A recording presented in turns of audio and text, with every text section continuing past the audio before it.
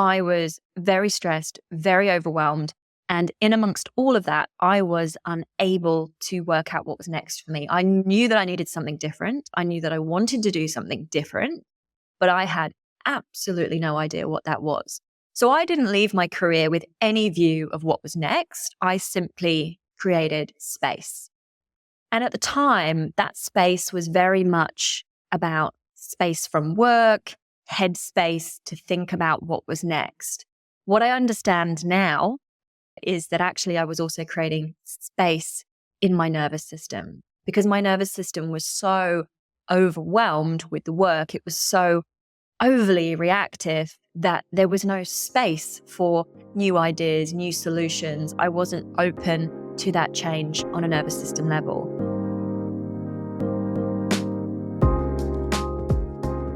Hey everyone, and welcome back to the Life by Your Design podcast. I'm your host, Michelle Boyd. I'm a master hypnotist, human design reader, and I'm here to help you play with convention, tap into your purpose, and live life by your design.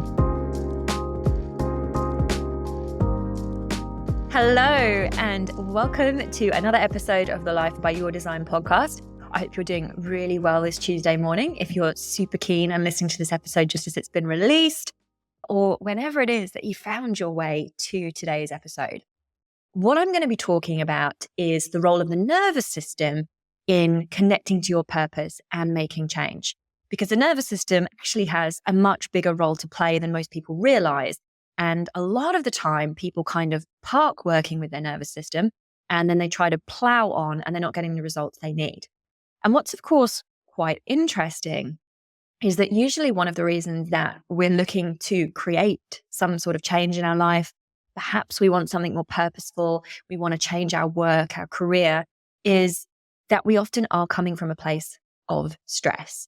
And today's episode is not about getting into the way that stress works in the workplace. I have a lot of opinions on that and how I think that we're perhaps not supporting people in the best possible way. But it's really about the role of stress and how it's actually holding you back. So as much as it can be a trigger for you to want to step into making some shifts and changes in your life, it actually ends up being a little bit of a barrier to holding you back all at the same time.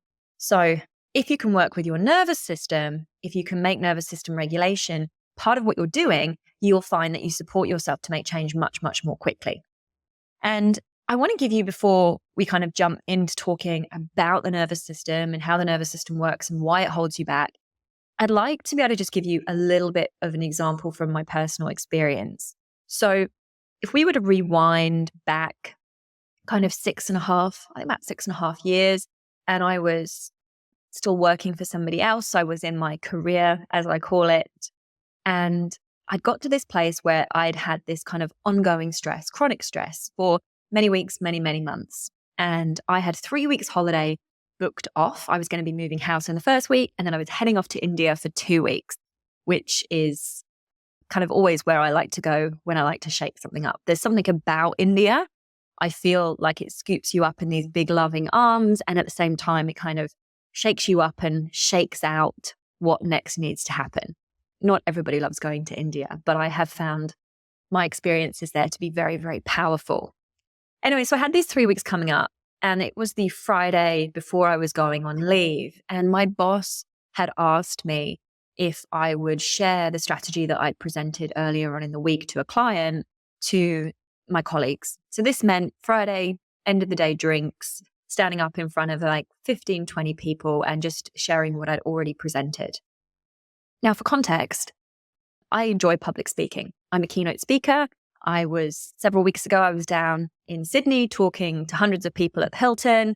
I've spent my career presenting strategy, facilitating workshops to very senior people. That's not something that phases me. Like, it's something I actually really enjoy. I know that's not what a lot of people enjoy, but I love it.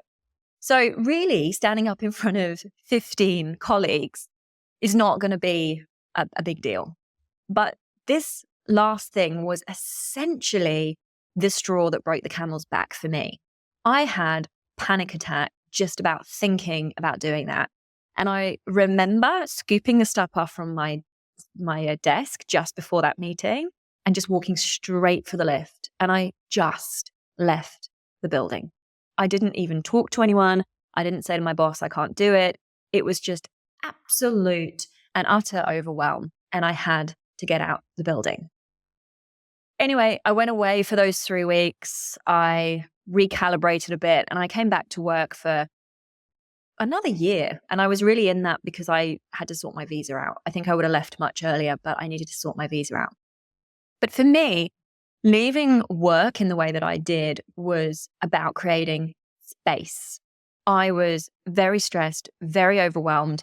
And in amongst all of that, I was unable to work out what was next for me. I knew that I needed something different. I knew that I wanted to do something different, but I had absolutely no idea what that was. So I didn't leave my career with any view of what was next. I simply created space. And at the time, that space was very much about space from work, headspace to think about what was next. What I understand now is that actually I was also creating space in my nervous system because my nervous system was so overwhelmed with the work. It was so overly reactive that there was no space for new ideas, new solutions. I wasn't open to that change on a nervous system level. And I actually spent that first easily year of being out of that career really just beginning to regulate my nervous system again so that I was open and I was ready for something else. Now, this is often the challenge. We find ourselves in these jobs and these careers and we are stressed. We are pressed for time. We're juggling all of these things. And yet there's this part of us that goes, oh, we could do something else. But it's sort of case, when am I even going to work out what that is?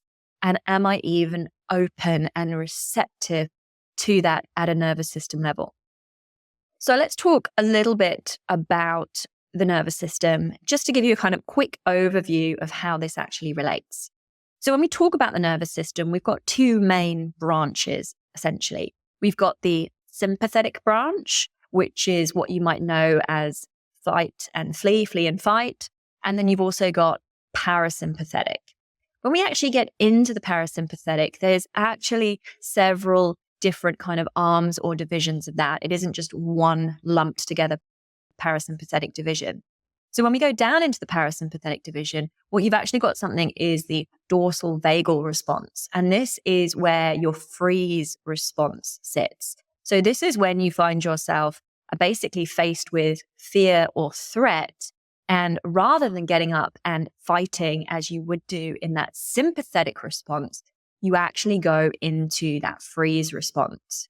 So the way you need to think about this is that we were absolutely designed to shift between these different nervous system states because they've all got fantastic qualities to them and they're there to keep us safe. So if you think about that sort of traditional or, that idea of you're in the cave as a caveman, tiger walks into the cave and you need to respond to that tiger. So you either flick into that sympathetic division where you fight, where you flee, and that's what gives you all of the physiological responses to be able to run away from the tiger or to climb the tree or perhaps even consider fighting back at that tiger. And so there's all sorts of stuff that happens on a physiological level. We have, more blood sent to our muscles so that we can run and we can climb. And, we'll have, a shot of adrenaline that kind of fires us into action. That's all happening in that sympathetic division. But equally, you could find yourself going into that parasympathetic dorsal vagal response, which is that freeze response. And that's where rather than you running, you perhaps freeze. You stay absolutely still in the hope that that tiger is actually going to leave you alone. That's the approach that you might take with a bear, or you see this in animals when they've been caught by an animal. So say a mouse gets caught by a cat, and rather than trying to fight that cat because that response isn't going to get them out of it, they play dead. They freeze in the hope that that cat might put them down, come back to them in a few minutes. And as soon as they're put down, then they're able to get up and run. And that's when they would then shift into that sympathetic response. So you can see that these responses can be really, really powerful in keeping us alive. The problem is that we find ourselves in everyday life stuck in these responses much, much more than we were really ever designed to be. So whereas the threat, the fear of the tiger entering the cave has a very distinctive beginning and end. Tiger enters cave, tiger leaves cave. Okay, we're now able to move back into another one of those parasympathetic responses, either the dorsal vagus or the ventral vagus. However, those threats often don't have definitive starts and finishes in our modern lives. So we're stressed about work, and we're perhaps not stressed about a particular presentation or particular report. It's just this ongoing, continuous stress. Or we're dealing with financial stress that seems to go on forever. Or we're having challenges in our romantic relationship. Or we're rearing our children through their teen years and it's just ongoing stress. So it never stops. So we find ourselves stuck in one of these responses because there never seems to be the right moment for us to move into a different nervous system response. And here's the challenge. These responses do not put you in the right state to actually be open to new solutions and ideas about what's next for you. And then even when you've got those solutions, take action. So, for example, if we go back to this sympathetic response, this fight and flee response that we have, it places you into a very tunnel vision place.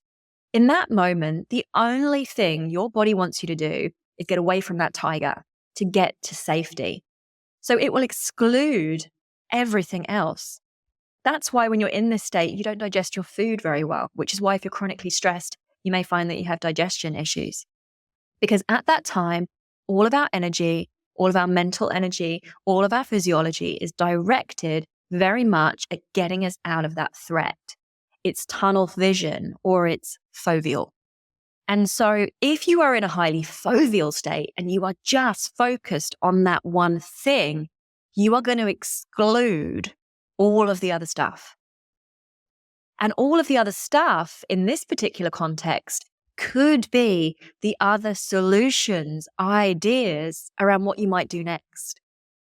So because you're so focused on the job that's stressing you out, because you're working a crazy amount of hours each week and you're always being loaded with more to-dos, you're not able to see all the other ways that you may be able to make money or do more purposeful work or change something else. So it's literally excluded.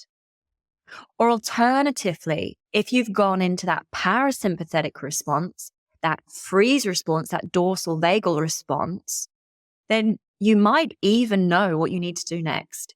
You might even have the ideas, but you're not in a place to actually take any action. You're frozen. You're absolutely just in a place of freeze and passivity. So where you need your nervous system to be is actually in a ventral vagus state. This is one where you feel safe, because once you feel safe, you're open. You're open to those new ideas. You're open to being able to create some change because it actually feels safe for you, because your eye is off of that threat. It's the safety that we need. And if you think about it, one of the overlays that's always there, whenever I have a conversation with somebody about finding purpose or about changing their career, at some point in that conversation, it always will drop into money. How do I make money when I do this new thing? How can I make enough money? How can it be secure? How can it be stable? And so as soon as we start down this path, we automatically, for most of us, to some degree, will create a level of unsafety in relation to money, which again tends to shift us out of that place. So if your nervous system is running in the sympathetic division, or you're running in that part of the parasympathetic, which is where freeze sits, then you will find that you feel quite stuck. You're probably finding that you're not open to what's next. You don't know what's next and you can't see what's next. Or you're just unable to take that action. And that's when I'll hear people saying things like, I know what I need to do, I just can't seem to take that action. So this is why I would say to you, if you are not yet working with your nervous system, building that resilience so that you're able to move between these different nervous system states. Because there's absolutely times when you should shift into that sympathetic state. There's totally times when you should shift into those other parts of the parasympathetic division. But you don't want to be there all the time, because not only will your health deteriorate, because we need to actually push you into that part of the parasympathetic division where you're able to rest, to digest, to heal, to be able to take a focus on that ongoing maintenance rather than that immediate threat that's sat in front of you. And when you start to work with your nervous system to move between these states, you're able to find time in life to move into those states where you then have the space for you to explore what is next for you. So it may well be that, like me, you wanted to actually physically move away from your career and you wanted to create the headspace because it felt like there was no space to think about what was next. But actually, potentially, if I look back now, I could have done it in a different way if I had been able to create the space in my nervous system. And so for that reason, nervous system regulation is in all the work that I do.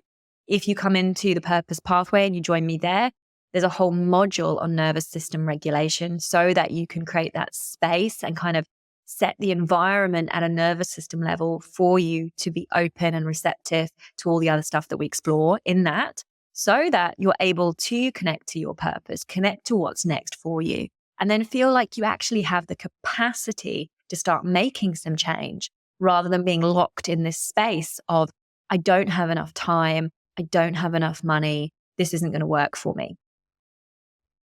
So if I leave you with something today, it is prioritize your nervous system. It is so interesting when stuff gets really stressful, how we tend to throw out all the things that would actually help us through that situation the most. People have really busy times at work, exercise drops off, eating well drops off, and a lot of that nervous system regulation stuff that a lot of us don't actually do enough of anyway, but that tends to fall off as well. So if you have enjoyed today's episode, then I'd love you to come and follow me or like on any of the platforms that you're listening to it on. If you feel compelled to leave a review, I'd love that even more. And if you have found this useful, feel free to share it with a friend who may be at a stage where they're in fact looking at what might be next for them. So I wish you a great rest of your day or evening, wherever you're at. And I look forward to catching you next week, where I'll be sharing some more useful tips to support you on your journey to working out what is next and how to connect to your purpose in a simple and practical way.